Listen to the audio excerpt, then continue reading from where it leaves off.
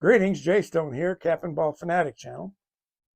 Welcome back. So in this video, we're going to talk about the #1 challenge to all cap and ball revolver shooters of all experience levels and all ages in the year 2024. And hopefully we can come up with some ways around it. So stay with us and find out.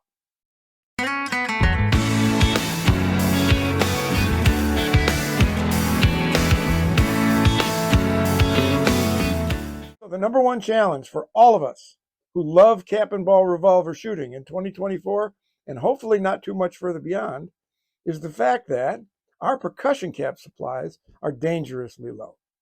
You can't turn on social media, any of the social medias across the whole FaceTube universe, and there's always multiple questions almost every day on all of the pages about where can I find number 10 caps, where can I find number 11 caps, and people don't know what to say. They just come back with, well, you're going to have to make them. Well, so I got thinking about it. This is a crisis. Today is not the day. 2024 is not going to be the year like it used to be, where you could keep a couple, 3 tins of caps around, 100, 200, 300 caps, shoot on through them as fast as you want, get down to your last half can, and run out to Cabela's or run out to a store or get online and buy another 300 or 400, so you've always got them. Nowadays, that takes some planning. That takes some luck. That takes some hope that you're in the right place at the right time sometimes. Or maybe it takes having to start making some of them ourselves, which I have done. So in this video, I'm not going to do a detailed analysis of all the different caps and which ones work. We're going to talk about some of the issues, some of the substitutions that we can make. Hopefully, when this video is done, I'll have provided some options so that y'all got something to think about. And so we're going to cover some of these issues, and we're going to take a look at how we might work our way through this cap crisis so that we've all got enough caps to fire our cap and ball revolvers, at least almost as much as we used to. So let's start off with a quick run through of the popular brands of percussion caps by brand and by size. So the best ones, the gold standard, as far as I'm concerned, this is my opinions, by the way, you can have your own, but the gold standard and the hardest ones to get are Remington 10s. I hope you can see that there. Remington 10s, I don't think they've been manufactured for a couple of years. They show up every once in a while. Remington's been in and out of bankruptcy for a while, so their brands have sort of been silent. So Lord only knows what's going to happen going forward if we're ever going to see Remington number 10 caps again. Remington 10s, they're the ones that I want. They're the ones I'm always looking for. The next one that I like that are available online, I found them today at a place called Buffalo Arms and 2 or 3 other places, are the RWS 1075s. Now they're a little bigger than the Remington 10s. They're about 10 3/4. They come 250 to a tin. So when you look at the prices, don't have sticker shock because these are 250. These come 250 to the tin. These come 100 to the tin, although these are more expensive. About 10 cents more per cap expensive than CCIs and Remingtons, the standard prices. I mean, of course, if they're all out of stock on these other ones, what difference does it make? They're good caps. I use them a lot. I use them a lot in my videos. In fact, the only real problem I've ever had with them is after they explode, sometimes I have to use needle nose pliers to get them off the nipples. So they're on there pretty tight. So I use them a lot. And if they're available, coming and going and available. I know there was a big dump in all the distributors this last summer. They're probably waning a little bit, but we'll be seeing those again, I'm sure, because looks to me like everybody that had them a couple of months ago is now out of them, which means somebody's making some money. So anyways, that's RWS 1075. The other one that's probably the most popular and the most prevalent around, and you can still find these here and there. There was some in my local Walmart not too long ago, like just a few days ago. Are CCI number 11s, because these are really made suitable for cap lock muzzleloading rifles. That's where most of them get. We assume most of them get used.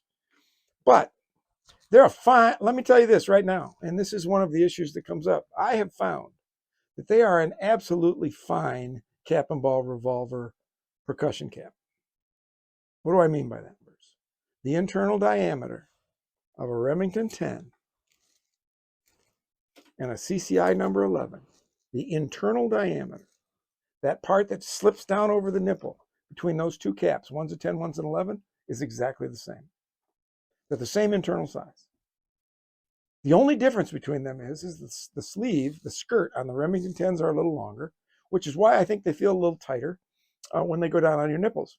But the CCI 10s or CCI 11s, I always get these confused. CCI 11s and Remington 10s are the same internal size. Therefore, I use them. They come out of my capper fine. I use them on my stock nipples, and certainly on the few revolvers I put slick shot nipples on. I use them just fine. Now, every once in a while, one will come off in recoil. Every once in a while, you're going to lose a cap or two here and there. No big deal.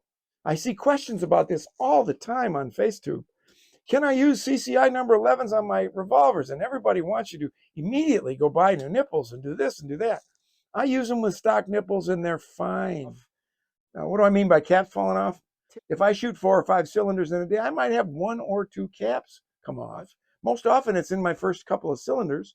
When I've first taken the gun out and the nipples were just recently cleaned, usually after fouling builds up on those nipples after you shoot through a cylinder or so, I don't have any problem. So most of the time they slide off early. And if I'm shooting 4 or 5 cylinders and I have 1 or 2 CCI number 11 slide off my gun, that's about as bad as it gets. Some of the guns, you need to replace them because it'll be every shot. You'll have it a couple, 3 times a cylinder and it'll blow it or it'll squish it and it'll explode them and they'll stay inside the gun. And then you have to tear the gun apart to fix it up. So it's up to you, right? They're fine products. I like them. I advocate for slick shot nipples all the time. Don't know much about Tresco nipples, but I like slick shot nipples. I just hesitate to be the one that says, yeah, if cap falls off, buy new nipples, because caps will fall off those nipples too. Okay, they'll slide off. They'll fall off. I've got them with them. That happens. It's not a panacea. They're really good to stop caps from having undue pressure blowing the hammer face back and having the cap chip pieces roll between the hammer and the frame down into the action. That's really what they're best for. Now, there's also Remington 11s and Winchester 11s. Those are bigger than the Remington 10s and the CCI 11s. And so those don't stay on our cap and ball revolvers very well. And then the last one I want to talk about, and maybe some of y'all out there can help me. So please, if you know something I don't know about these CCI 10s, please write me in the comments and tell me what guns you use these things on, because I bought them a couple of years ago. I bought 1,000 of them thinking that they were going to be similar to Remington 10s. Couldn't be further from the truth. These things are smaller, right? And I'll be honest with you, I haven't found a gun they fit on very well. When my nipples are clean and my first string of shots, I can usually use a dowel and get them pushed on if I push them hard enough. And I can use them for the first 6 shots. But once there's a little fouling on the nipples, they don't go on. So I have big revolvers and small revolvers. I have everything but Derringers. And I can't figure out what they use, what they go on. But you know what? They're around sometimes. And if you can find CCI 10s and you're willing to put in a little elbow grease to get them on, this might be a solution. So that's sort of a look at the universe of the cap. So what are we looking at from a market standpoint? Remingtons are hard to find, right? If new ones, I don't think have been made forever. RWS 1075s, they're available in some places, but it looks to me, when I did my survey online today, that the supply is dwindling a little bit, but my guess is they'll probably come back sooner, maybe in the spring like they did last year. They showed up in May, June of last year, and they flooded the market here. So we had a bunch. CCI 11s, you can still find them. A couple, 3 days ago, I saw some in Walmart, really cheap. So they're still sort of around, lingering. But remember, they only do one production run a year, and that's in May through July, and they'll flood the market in August, September, October. CCI 10s, if you can get them, they're around. I saw some online today. You can get them. They're relatively cheap. Good luck getting them on your nipples. If you have nipples with the slick shots, they're never going to go on. So as we said, the big problem here is that there aren't many caps around. And when you do find them, you sort of have to take advantage of the situation and hope that wherever you're at with your economics at that particular moment will allow you to buy what you can see without becoming a hoarder and stopping other people from getting stuff. So what are our options, right? Number one, when those CCI 11s come out in August, September, October, buy as many as you can. Buy as many as you can whenever they become available. If you get notified about Remington 10s, get your, and I'll talk about that in a second. Buy, if they show up, buy them. Buy as many as they'll let you. If they say there's a limit of 1,000, then buy 1,000 if you can. If they say there's a limit of 5,000, buy 5,000. You can always turn around and sell them if you don't use them. Somebody will want them. Secondly, and this has worked really well for me, I beat the bushes looking for Remington number 10 caps and RWS, but more so Remingtons. I let everybody in the muzzleloading world know that's around me, and I'm a member of a club, so there's lots of people over there. And I'm the biggest cap and ball fanatic, so many of them I have found, if I just let people know gently that I'm in the market for Remington number 10 caps and I will pay them money for them or trade them something for them. I have had several older club members show up with 3 or 4 tins of Remington number 10 caps. One club shoot a couple of months ago, I went out and came home with 5 tins of Remington number 10s in 2 tins of RWS 1075. So that's 1,000 caps I got out of that day. And they just cost me what they paid them for because they're friends of mine. So everybody you know that's in the muzzleloading world, especially the people that are in the rifle world, especially the people that shoot flintlocks, down in their basement, in their gun cabinets, there's likely to be caps laying around. And see if you can't interest somebody in selling them to you. So beat the bushes that way. Second way I beat the bushes is when I go to shows, when I go to shoots, when I'm around, I get to know that I meet some vendors and I talk to them about it. And I let them all know I'm looking for Remington number 10 caps and that I'm willing to pay for them or trade for them. And you know what? Almost every show I go to, by the time I'm done there, when I come winding around near the end of the day, because you sort of figure who might have them and who doesn't, somebody will invariably call me and say, hey, come over here. I got 500 caps I'm willing to sell you. Now, whether they're CCI 11s or Remington number 10s, I don't really care. Because like I said a segment ago, the CCI number 11s are going to work fine in my cap and ball revolvers. The other place that I have really got lucky is that a lot of people that have been in the muzzleloading world, in the cap and ball world for a long, long time are getting old and beginning to pass away. And I, because of connections at the muzzleloading club or because I'm there, I hear about them. I've attended several estate sales of former muzzleloaders who've sadly passed away. And you know what you find when you go there? Boxes of caps. They've got them sitting around and they're willing to sell them and you can get them cheaper. So check out estate sales of people that have been in muzzleloaders. Find a local muzzleloading club in your area and make connections there. That's where you hear about all this stuff. Until I made the connections at the Grand Valley Cap and Ballers a couple of years ago, I didn't have access to all these venues. And since I've done there, my cap supply and my cap game have gone up. The other place that I've had great success is going to Midways and Cabela's and Bass Pro and all these places, big stores, little stores, Sportsman's Warehouse, they're in our area. Some of the big ones that are in other people's areas. And when they're out of stock, if they have a notify me when back in stock kind of a thing for an email, I add my email address to all of those. And twice in the last 7 or 8 months, Cabela's has hit me with an email for Remington number 10s. They must be keeping them away for Halloween or something. And I've been able to come up with a lot. If you haven't done that before, when you get that email, don't put it off till tomorrow. I go right straight to I'm on my phone, go right straight to my phone and order what I want. So get your name on all those email addresses. Now that email lists. And then the last place that I would look, even more than the big box store, gun stores, outdoor sporting stores, is go to your local gun shops, your small mom and pop gun shops in local communities, small communities.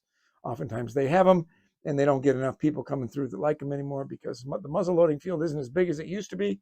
So a lot of stores are getting them, and if they don't publicize them, nobody knows they're there. So they stay forever and ever and ever.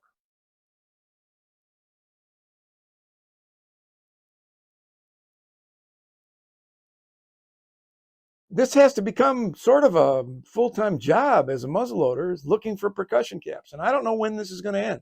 But as of right now, we're sort of getting the short end of the stick. And my fear is that people will stop looking.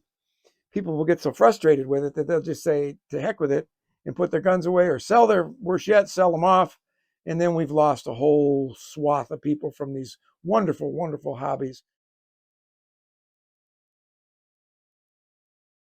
Sort of my last option for finding caps, and there have been periods, I think it was a year or two ago, when I was basically out of caps. I didn't have many caps around, so I bought the number 10 cap making kit from 22reloader.com. And I'll put that link in the chain below. And it's a number 10 cap maker. They have a number 10 and a number 11. And I got the number 10. I have found that about 90% of them go off just fine. Bang. They ignite the powder, they send the balls and bullets down range. They do just fine. But just like anything else, nothing's perfect, right? I see people online saying they've been making them for years, they've never had a misfire. And I think that's largely BS. Everything. I've had misfires we have misfires and dead caps and manufactured caps, for goodness sakes.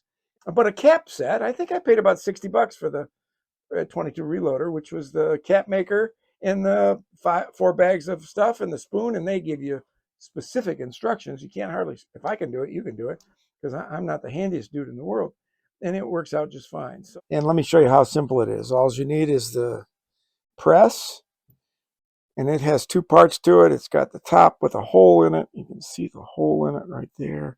Bottom solid.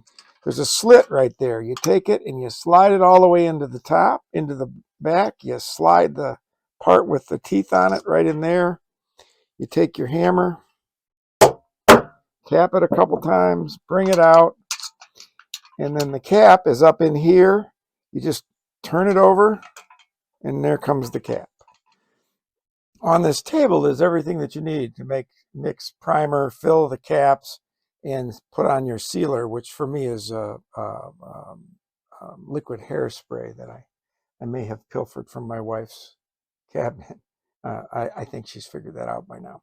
And then I have this book here only because I want a good solid place to set these on after I filled them. I've got a pair of tweezers to hold them, and I've got wooden matchsticks to tamp them down when we get them up here. Now they give you 4 bags of primer mixture. They give you great instructions on how many from each one goes into a mixture here in this glass bowl, and they recommend that you use glass or plastic so we don't get any sparks. All right, here's our homemade caps. There was a while there a couple years ago when I was shooting them about 95% of the time, because that's what I had until I was able to start finding some other caps and start building my stock up. And you know what? Kept my guns running, kept me shooting, sent my round balls and conicals down range, and even every once in a while, one of those things hit a target. So I would look into the cap maker. I think, again, we got several choices here, right? Buy them up when you find them. We can use CCI 11s on our revolvers. We can make our own caps. We're going to go and check estate sales, and we're going to beat the bushes. We have options. It really comes down to what you want to do, and I can't tell you what you want to do. Some people are up for the hassle of making their own caps. Some people aren't. I sort of like it. It's kind of a good pastime, sort of like making paper cartridges. But it really comes down to how you want to approach this, right? Look, this is the number one problem we have: cap availability. So those of us that love this, we've got to find other ways to kind of keep our percussion cap supplies going, in hopes that at some point the market smooths itself out, and that one of these days we'll be able to keep a couple of tins around and be able to go get them when we need them, and not have to worry about whether or not we're going to be able to shoot or not. That is my big hope, but I'm not planning for that.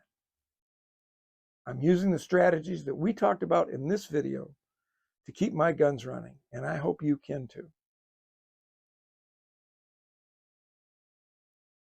If you like the video, you learn anything from this, give me the thumbs up. If you aren't a subscriber to the Cap and Ball Fanatic channel, why don't you think about subscribing and become part of our Cap and Ball Fanatic community, where we're going to try to keep talking about important stuff while we're also having a blast from time to time. Share our videos around on social media and all the face tubes. Let other people know that you found us and that you like us and that maybe they ought to check us out and give us a try. So I hope you had fun. I'm sorry I had to make a video about the #1 challenge to all of us, all cap and ball revolver shooters in 2024, but it's a real thing. It is a real deal that we have to pay attention to. So I hope you enjoyed it, and I'll see you all on down the road the next time.